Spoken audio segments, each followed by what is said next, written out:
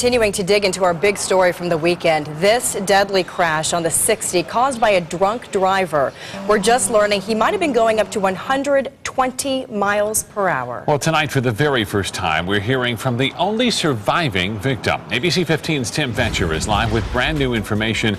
Tim, the two people who were killed are his friends. Yeah, how is he holding up tonight? Well, he says the three of them were actually shooting pool here at Colby's Billiards in Tempe early Sunday morning. They got in their car and were headed back home along the US 60 when they were hit by that suspected drunk driver. He frankly doesn't remember a whole lot after that. Douglas Campbell is the only victim to have survived this crash.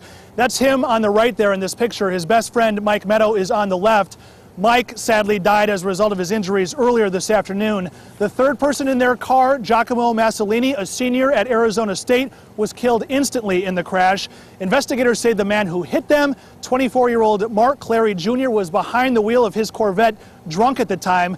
Giacomo's brother, Matt, spoke with me by phone earlier tonight. He says Giacomo was one semester away from graduating from ASU with a degree in family studies. Giacomo wanted to be a counselor, believe it or not, for teens struggling with substance abuse. The circumstances that the driver found himself in aren't, it adds to the irony of it, but it certainly doesn't, maximize or minimize any of the grief that we feel from the loss. I really wish I could comment more on it, but just tragic irony.